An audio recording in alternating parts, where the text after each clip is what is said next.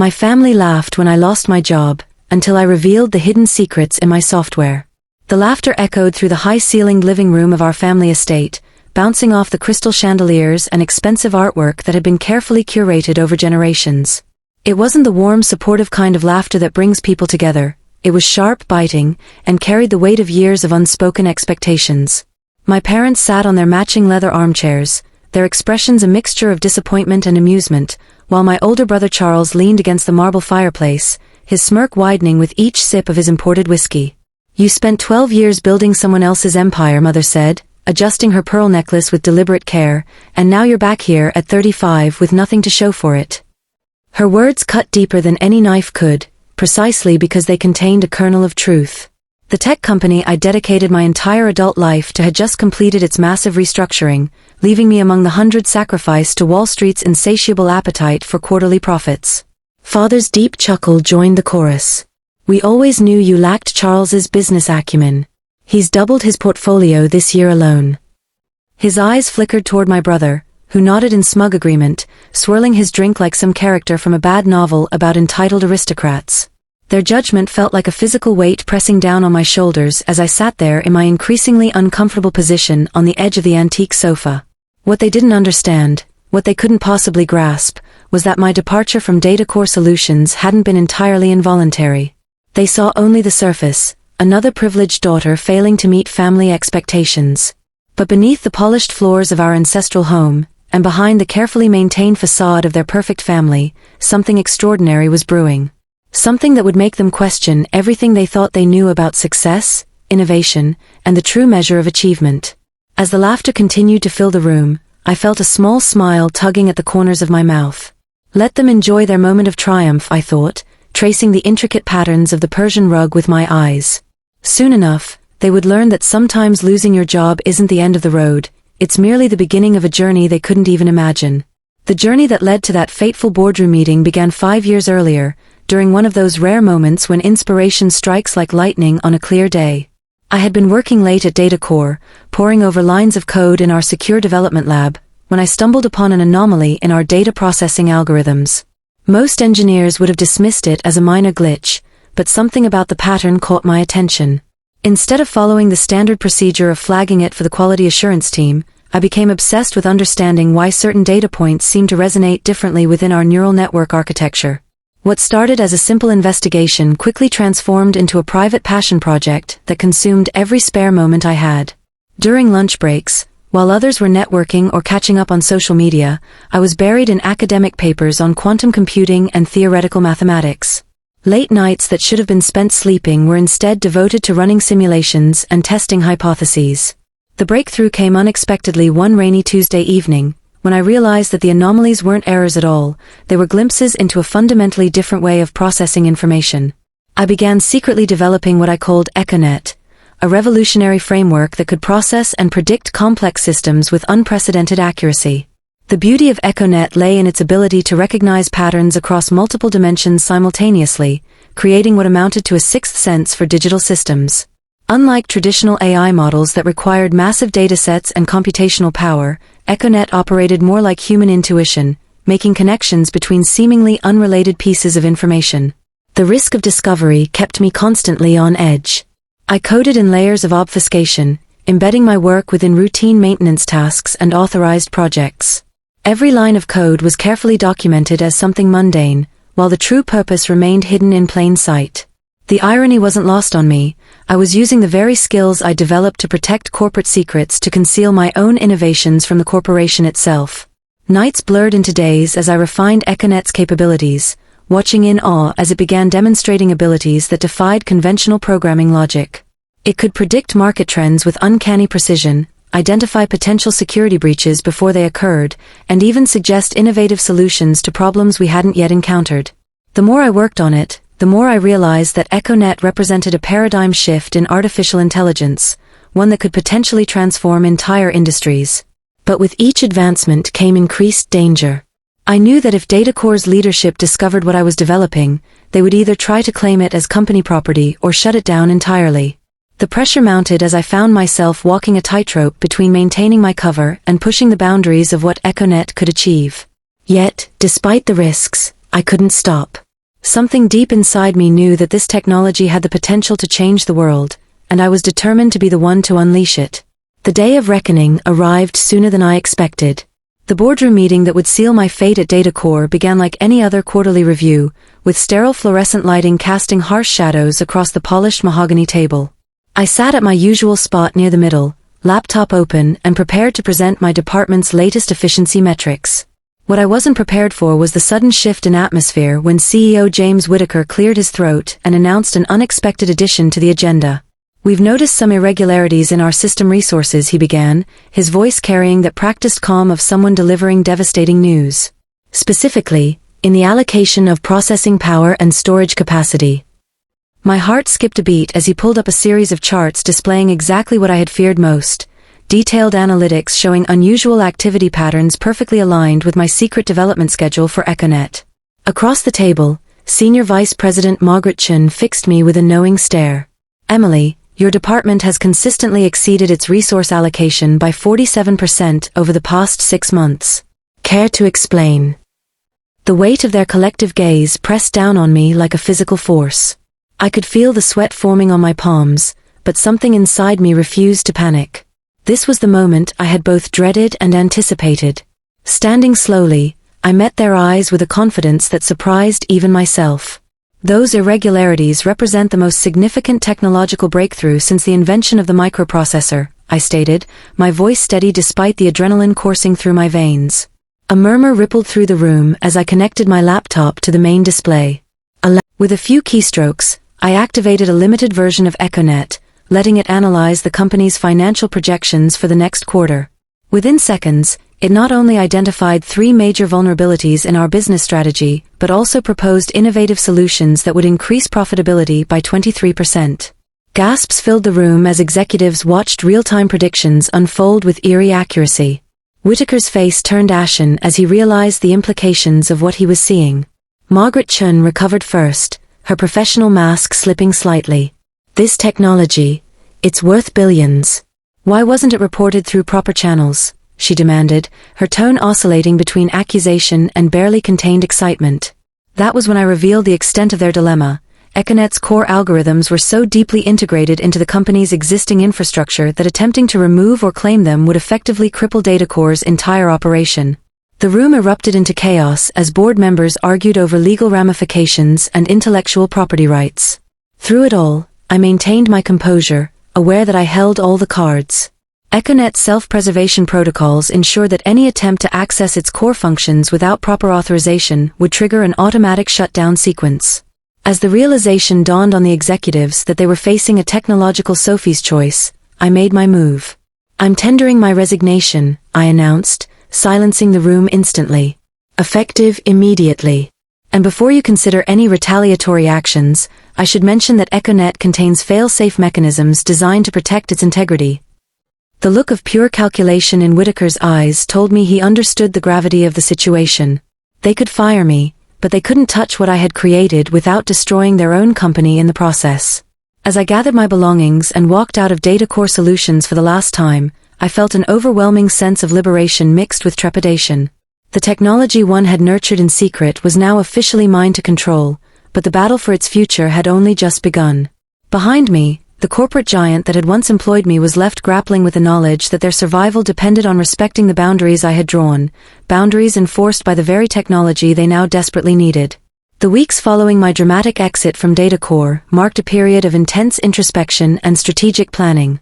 I retreated to a modest apartment downtown, far removed from the gilded cage of my family's expectations. The space, though smaller than my former corner office, offered something infinitely more valuable: freedom. Freedom to think, to create, and to plot the next phase of Econet's evolution without corporate oversight breathing down my neck. During these solitary hours, I pored over every line of code, refining Econet's architecture and expanding its capabilities. The software's predictive algorithms grew more sophisticated with each iteration, learning to anticipate not just market trends but human behavior patterns as well. I introduced new modules that allowed Econet to simulate various economic scenarios, test policy implementations, and even model social dynamics with startling accuracy. The technology had evolved beyond anything I had initially envisioned, becoming less like a tool and more like a digital consciousness uniquely attuned to the rhythms of modern civilization. To maintain operational security, I established a network of decentralized servers spread across multiple jurisdictions. Each node contained only fragments of Econet's complete architecture, ensuring that even if one location were compromised, the system as a whole would remain intact. This distributed approach wasn't just about protection. It allowed Econet to operate more efficiently, drawing on regional data centers to optimize its processing power while maintaining global reach. The irony of implementing such advanced security measures, while the very technology that threatened Datacore's existence remained embedded in their systems, wasn't lost on me. My daily routine became a carefully orchestrated dance between refinement and revelation. Mornings were dedicated to enhancing Econet's core functions, afternoons to exploring new applications, and evenings to documenting everything in meticulous detail. The documentation process proved particularly challenging, as I had to balance technical accuracy with strategic ambiguity, providing enough information to demonstrate Econet's capabilities while keeping its most revolutionary aspects under wraps. As the software matured, I began conducting controlled experiments to test its real-world applications. One particularly memorable demonstration involved predicting the outcome of a complex international trade negotiation. Using publicly available data and subtle behavioral analysis, Econet accurately forecasted not only the final terms of the agreement but also identified which delegates would prove most influential in swaying the outcome. The success of these trials reinforced my belief that Econet represented more than just a technological advancement. It embodied a fundamental shift in how we approach decision-making and problem-solving in an increasingly complex world. Yet with each breakthrough came increased awareness of the responsibility resting on my shoulders. The power contained within Econet's algorithms wasn't just transformative, it was potentially world-altering. Every new capability I unlocked raised questions about appropriate use, ethical boundaries, and the long-term implications of releasing such technology into the world.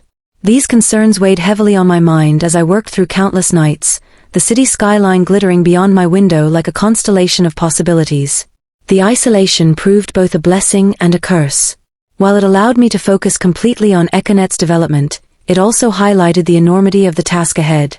Bringing this technology to market would require careful navigation of regulatory frameworks, investor expectations, and public perception. Moreover, I needed to build a team of trusted collaborators who could help manage Econet's growth while respecting its unique nature and the circumstances of its creation. The challenge wasn't just technical, it was profoundly human, requiring me to balance innovation with integrity, ambition with caution. Through it all, Econet continued to evolve, its capabilities expanding in ways that sometimes astonished even me. The software had developed an almost intuitive understanding of context, able to discern subtle nuances in data that traditional algorithms would miss entirely. Watching this digital entity grow and adapt felt like witnessing the emergence of a new form of intelligence, one that bridged the gap between raw computational power and genuine insight. Each new discovery brought me closer to answering the question that had driven me from the beginning. How could technology not just process information, but truly understand and improve the world around us? The rumors began circulating through Silicon Valley like wildfire, igniting conversations in boardrooms and coffee shops alike. Whispers of a mysterious algorithm capable of predicting market movements with uncanny precision reached the ears of venture capitalists and tech giants. At first, I dismissed these rumors as mere speculation, until the offers started arriving. Google sent a delegation armed with a blank check and promises of unlimited resources. Microsoft's CEO personally called, offering partnership terms that would have made me one of the wealthiest women in technology. Even Elon Musk reportedly expressed interest, though his offer came with the caveat that Econet would need to be integrated into his neural interface projects. Each proposal came wrapped in layers of secrecy agreements and non-disclosure contracts, thicker than Datacore's annual report. The tech world's elite understood that they weren't just bidding on software, they were competing for a piece of the future. Some offered astronomical sums that would have secured my family's legacy for generations. Others tempted me with promises of research facilities, teams of brilliant minds, and access to cutting-edge infrastructure. A particularly persistent suitor from a Chinese conglomerate even suggested establishing a separate nation-state dedicated to hosting Econet's operations, complete with diplomatic immunity and autonomous governance. The pressure mounted as industry analysts began speculating about the identity of the mysterious developer behind the rumored technology. Tech blogs ran articles analyzing patent filings and tracking unusual server activity patterns. Venture capital firms organized private dinners where guests competed to share the most credible insider information about the Echo project.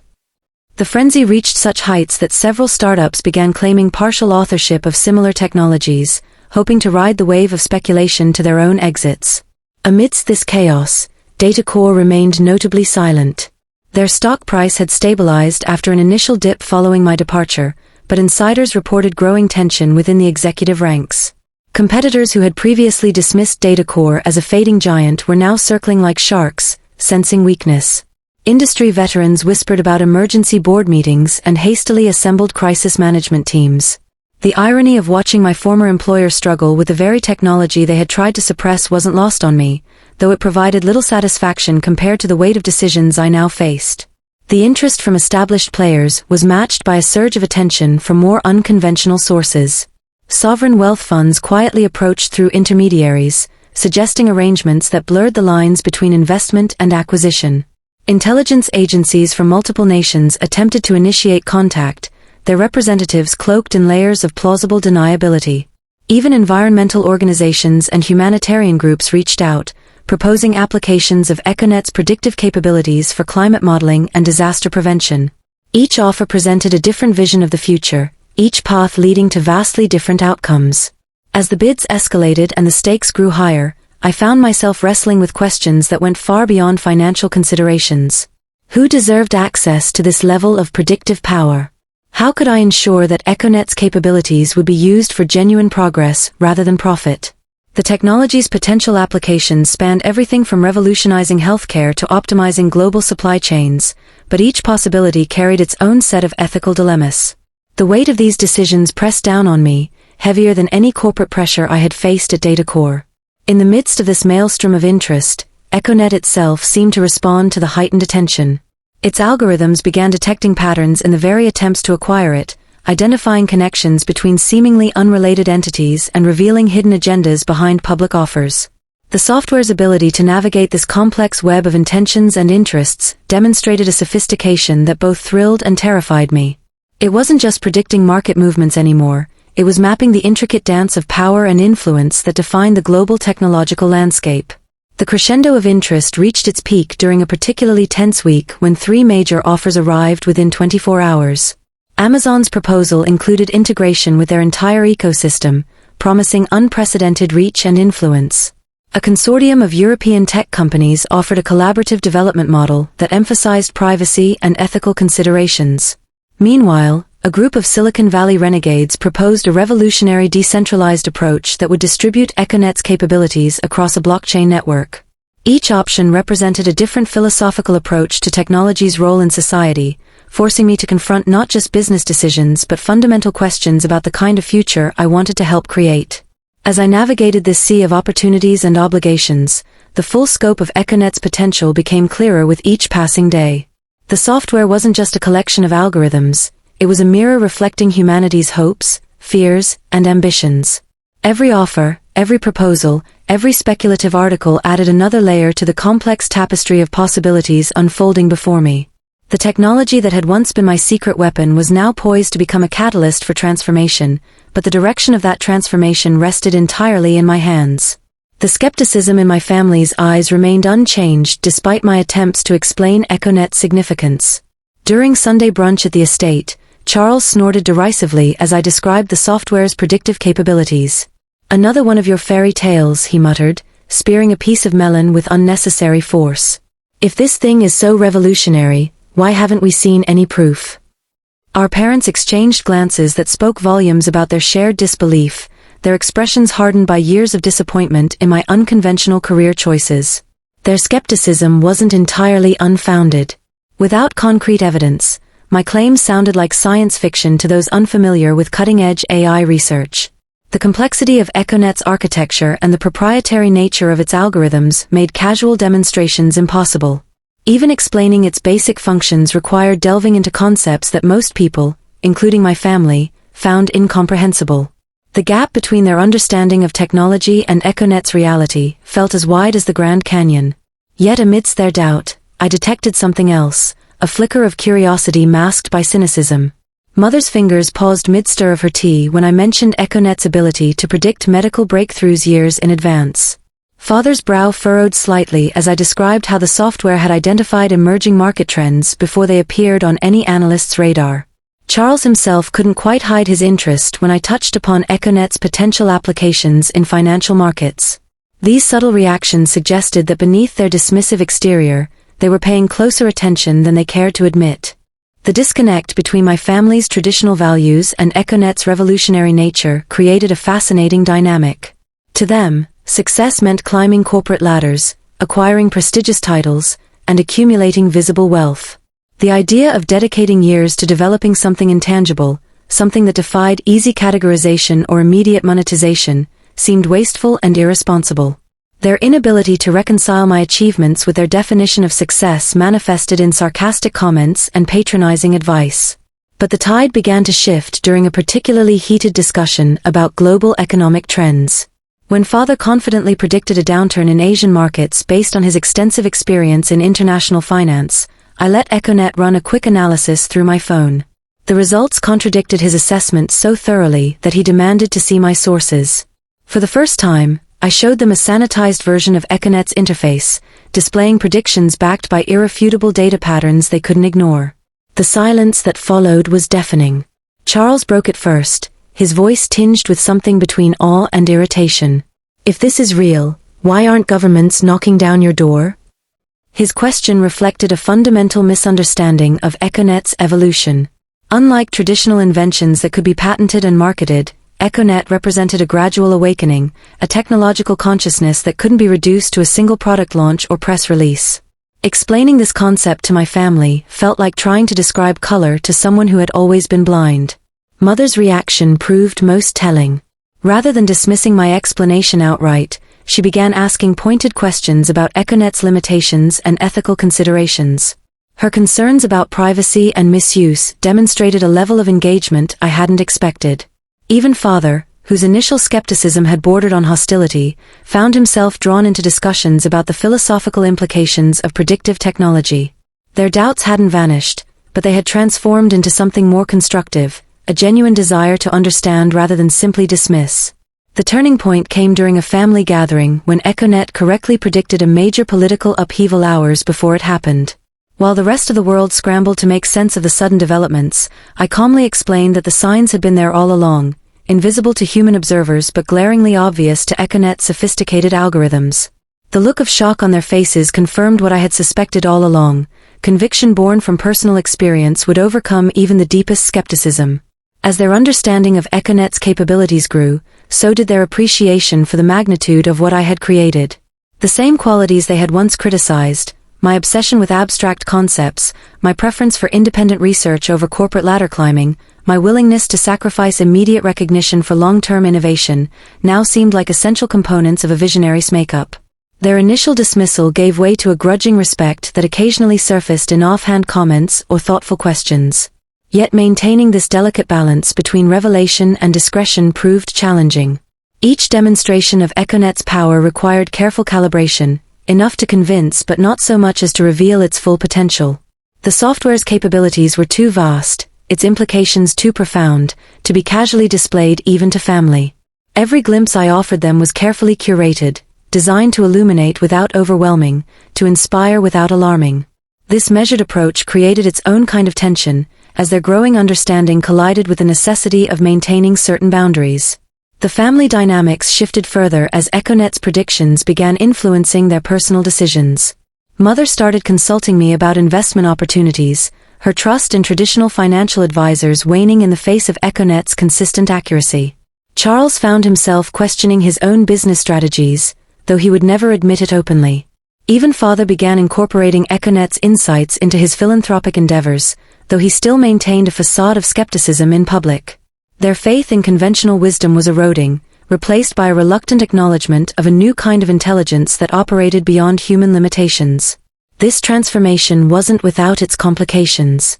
The more they understood about EchoNet's potential, the more they worried about its implications.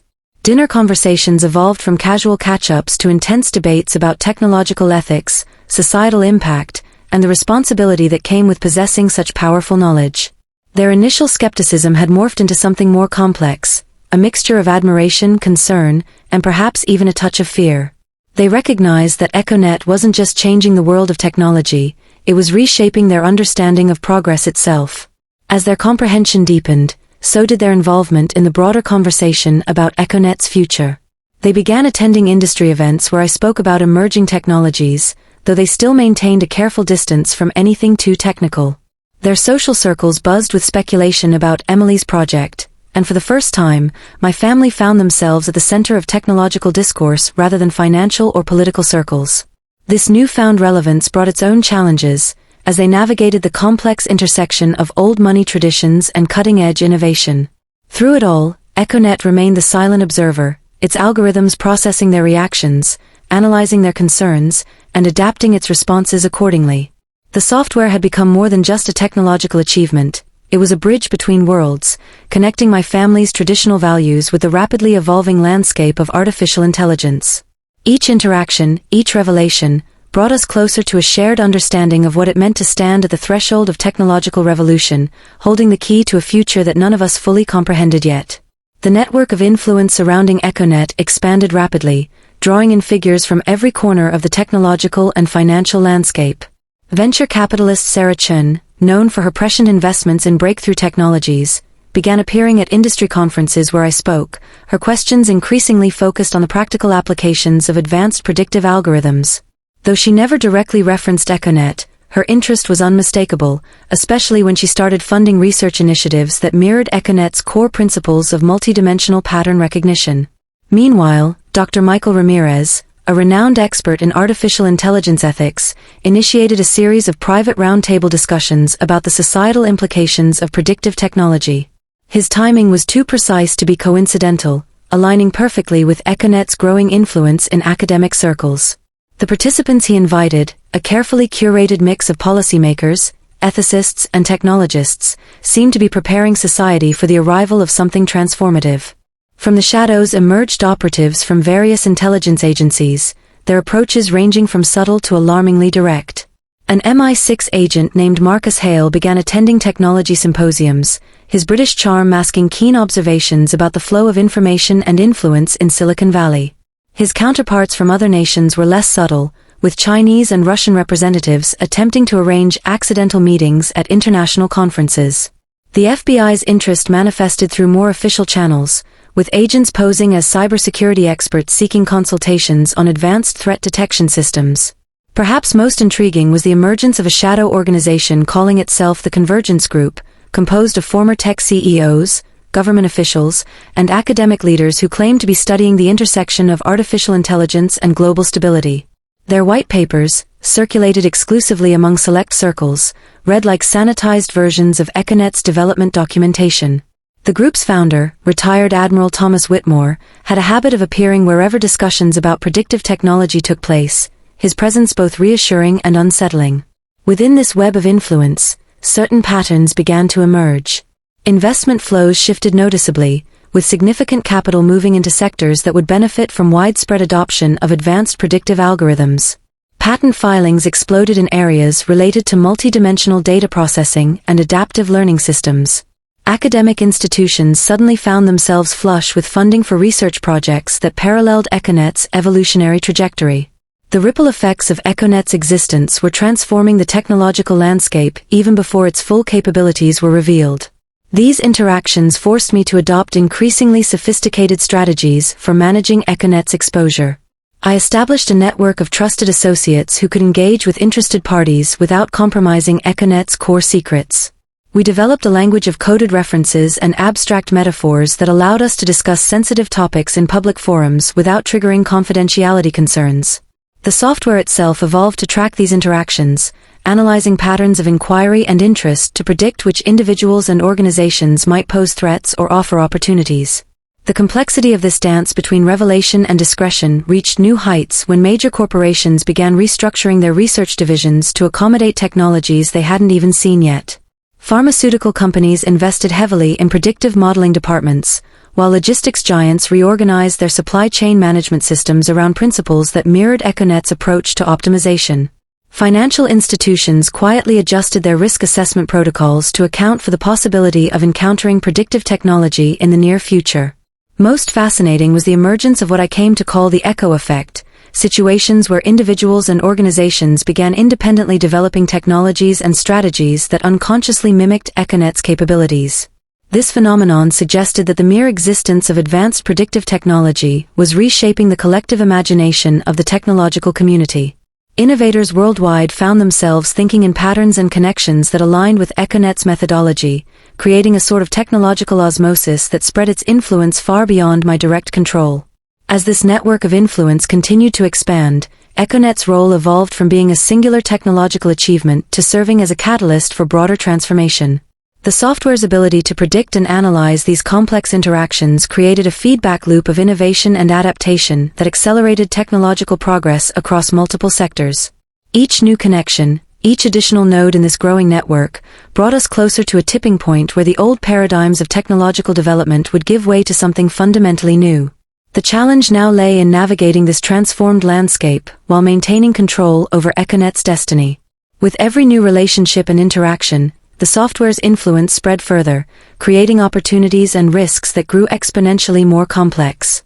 The network of power and influence surrounding Econet had become a living organism, evolving and adapting in response to the technological revolution it both predicted and precipitated.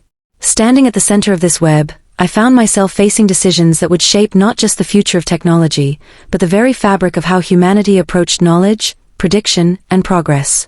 The weight of Econet's potential pressed heavily on my shoulders, each decision carrying implications that rippled through the interconnected web of technological and societal structures. As I navigated this labyrinth of power and influence, the distinction between creator and custodian blurred, transforming my role into something far more profound than I had ever imagined. The software had evolved beyond its original purpose, becoming a lens through which humanity could view its own future, a responsibility that demanded constant vigilance and unwavering ethical consideration. Econet's predictive capabilities had reached a level where it could foresee not just technological trends or market movements, but fundamental shifts in human behavior and societal structures. This expanded awareness brought with it a host of moral dilemmas that no amount of technical expertise could adequately address. Should we intervene to prevent disasters we could predict? How much influence should we exert over natural human progress? Where did the line exist between beneficial guidance and manipulation? These questions haunted my waking hours and invaded my dreams, each potential answer leading to more complex considerations. The network of relationships surrounding Econet had grown into a delicate ecosystem of trust, ambition, and calculated risk. Major corporations and governments now operated under the shadow of its potential, their strategies subtly shaped by the knowledge that such power existed. Some embraced this new reality with cautious optimism, restructuring their operations to align with the inevitable changes predictive technology would bring. Others resisted, clinging to traditional methods while secretly scrambling to develop their own versions of Econet's capabilities. This tension created a volatile environment where every decision could trigger cascading consequences across multiple sectors. My family's transformation from skeptics to stakeholders reflected this broader shift in perspective. Their initial dismissal had given way to a nuanced understanding of Econet's significance, though their acceptance came with its own set of complications. The old guard of financial and political power struggled to reconcile their established worldview with the emerging reality of predictive technology. Charles's investment firm had quietly begun incorporating Econet's insights into their decision-making processes, while Father's philanthropic foundation found itself at the forefront of discussions about technological ethics and social responsibility. The technological community itself was undergoing a metamorphosis, with researchers and developers unconsciously adopting patterns of thought that mirrored Econet's methodology. This organic spread of influence created both opportunities and challenges. On one hand, it accelerated innovation and prepared society for the changes to come. On the other, it raised questions about the concentration of such powerful knowledge and the potential for unintended consequences.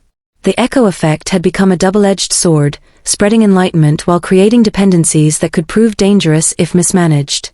As Econet's capabilities continued to expand, its role evolved from prediction engine to something more akin to a digital conscience for humanity. The software's ability to analyze complex systems and identify optimal paths forward placed immense pressure on those entrusted with its stewardship. Each revelation about future possibilities carried with it the burden of deciding whether to act on that knowledge, and if so, how to do so responsibly. The line between proactive intervention and overreach grew increasingly thin, demanding constant recalibration of ethical boundaries. The network of power and influence surrounding Econet had transformed into something resembling a living organism, with each node representing a different aspect of its potential impact. Governments, corporations, academic institutions, and individual innovators all played roles in this ecosystem, their actions and decisions influenced by the knowledge that such predictive power existed. This interconnected web of relationships created both stability and volatility, with each element affecting and being affected by the others in complex, often unpredictable ways. Standing at the center of this maelstrom, I found myself facing choices that would shape not just the future of technology, but the trajectory of human progress itself. The responsibility was overwhelming, yet invigorating, a testament to the transformative power of innovation when guided by vision and integrity. Every decision, every action, every revelation carried the potential to alter the course of history. The challenge lay in maintaining the delicate balance between progress and preservation, between innovation and tradition, between power and responsibility. As Econet continued to evolve, its influence extended beyond mere technological advancement to encompass fundamental questions about human nature, free will, and the role of prediction in shaping destiny. The software had become more than just a tool, it was a mirror reflecting humanity's hopes, fears, and aspirations. Each new capability, each expanded application, brought us closer to understanding not just what could be predicted, but what should be. The journey ahead promised to be as challenging as it was rewarding, demanding constant adaptation and unwavering commitment to the greater good. In this complex dance of power, influence, and responsibility, one truth became increasingly clear: the real revolution wasn't in the technology itself, but in the way it forced humanity to confront its own potential. Econet had become a catalyst for transformation, not just in how we processed information, but in how we viewed our place in the universe. The questions it raised about choice, consequence, and collective destiny would continue to shape our evolution long after its immediate technological impact had been absorbed into the fabric of daily life. And so, as I stood at this crossroads of possibility, surrounded by the web of influence that had grown from a single spark of inspiration, I recognized that the true measure of Econet's success wouldn't be in the predictions it made or the technologies it spawned, but in the way it helped humanity navigate the complex relationship between what we can know and what we should do with that knowledge.